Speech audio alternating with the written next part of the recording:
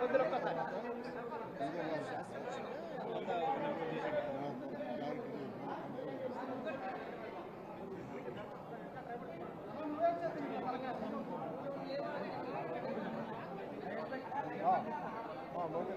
जाओ सामने आओ महमूद है सामने आओ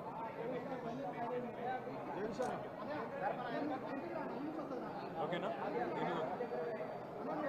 పెద్దలు ప్రపంచమంతా ఒక గురువుగా ప్రపంచమంతా ప్రజాస్వామ్య పోరాటాలకి ఒక చుక్కానిగా ఒక దిక్సూచిగా భావించే మహానుభావుడు భారతదేశ స్వాతంత్ర ఉద్యమానికి నాయకత్వం వహించి సత్యాగ్రహం ద్వారా జాతిని మేల్కొల్పిన మహనీయుడు తరతరాలకు స్ఫూర్తినిస్తూ ఒక భారతదేశమే కాదు ఇవాళ నెల్సన్ మండేలా లాంటి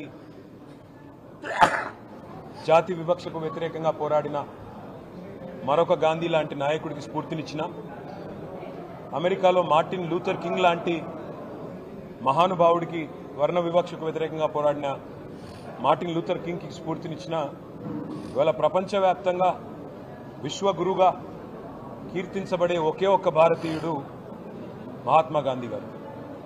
వారి 155వ జయంతి సందర్భంగా వారు చెప్పిన ఒక మాట మాత్రం నేను ఇవాళ ఇక్కడున్న రాష్ట్ర ప్రభుత్వానికి పైన ఉన్న కేంద్ర ప్రభుత్వానికి కూడా గుర్తు చేయదలుచుకున్నాను. ఏ సమాజం యొక్క ఏ ప్రభుత్వం యొక్క ఏ వ్యవస్థ యొక్క గొప్పతనమైనా ఎప్పుడు తెలుస్తుందట అంటే ఇది మహాత్మా గాంధీ చెప్పిన మాట. ఆ సమాజంలో ఉండే అత్యంత బలహీనమైన వ్యక్తిని ఆ సమాజం ఎట్లా ఆదరిస్తుంది, ఆ ప్రభుత్వం ఎట్లా గౌరవిస్తుంది, గుర్తిస్తుంది, ఎట్లా సంస్కారవంతంగా వారి పట్ల తన ప్రవర్తన ఉంటుంది, దాన్ని బట్టే ఆ ప్రభుత్వం కానీ ఆ వ్యవస్థ యొక్క గొప్పతనం తెలుస్తుంది అని చెప్పి మహాత్మా గాంధీ గారు స్వయంగా అన్నమాట. ఇవాళ ఇక్కడ రాష్ట్రంలో ఉన్న రేవంత్ రెడ్డి గారి ప్రభుత్వానికి ముఖ్యంగా మహాత్మా గాంధీ గారి జయంతితో పాటు లాల్ బహదూర్ శాస్త్రి గారి జయంతి కూడా. ఈ ఇద్దరు మహానుభావుల జయంతి సందర్భంగా ఈ రాష్ట్రంలో ఉండే ప్రభుత్వానికి నేను చేసే విజ్ఞప్తి ఒకటే, ఇంత కర్కశత్వం పనికిరాదు, ఇంత దయా, ఇంత అమానవీయమైన వైఖరి ఏదైతే మీరు అవలంబిస్తూ ఉన్నారో ఈ రాష్ట్రంలోని పేదల పట్ల దీని మీద పునరాలోచించుకోండి. ఎందుకంటే మాకు బాధ కలుగుతూ ఉంది, రాష్ట్రంలోని పేద ప్రజలు బాధపడతా ఉన్నారు. చివరికి నిన్న మీరు పంపిన కూలీలు ఎవరైతే ఆ ఇల్లు కూలగొట్టడానికి వచ్చిన కూలీలు ఉన్నారో వాళ్ళు కూడా చెప్తా ఉన్నారు, మమ్మల్ని వేరే పనిని తీసుకొచ్చినారు, ఇక్కడికి వచ్చి ఇల్లు కూలగొట్టమన్నారు, ముందు చెప్తే వచ్చేటోళ్ళం కాదు సార్ అని వాళ్ళు కూడా చెప్తా ఉన్నారు. అంటే ఎంత దయనీయమైన పరిస్థితులు ఉన్నాయో ఈ రాష్ట్రంలో దాన్ని బట్టి చెప్పవచ్చు. మిమ్మల్ని ఎన్నుకున్నది, మిమ్మల్ని ప్రజలు గెలిపించింది నిర్మాణాత్మకమైన పనులు చేయమని, మంచి పనులు చేయమని.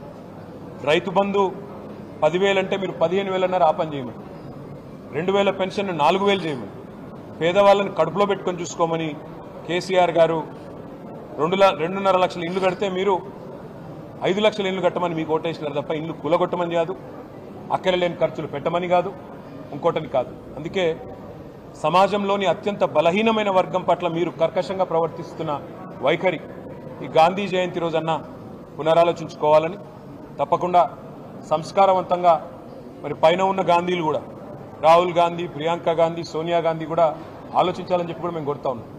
ఇంత ఒక డిపిఆర్ లేకుండా, డీటెయిల్డ్ ప్రాజెక్ట్ రిపోర్ట్ లేదు, ఖర్చు ఎంత అవుతుందో ఈ ప్రభుత్వంలో ఒక్క సన్నాసికి తెలియదు. అయినా కూలగొట్టడానికి మాత్రం ఇవాళ మొదలుపెట్టి పేదల పట్ల మీరు అనుసరిస్తున్న వైఖరి మొత్తం రాష్ట్రం, మొత్తం దేశం గమనిస్తూ ఉంది. ఈ బుల్డోజర్ రాజ్యం ఏదైతే మీరు ఈరోజు తీసుకొచ్చారో ఈ మహాత్మా గాంధీ జయంతి రోజన్నా కనీసం వివేకంతో, విచక్షణతో ఆలోచించి మరి ఇకనైనా మీ వైఖరి మార్చుకొని మానవత్వంతో ముందడుగేయాలని కోరుతాం.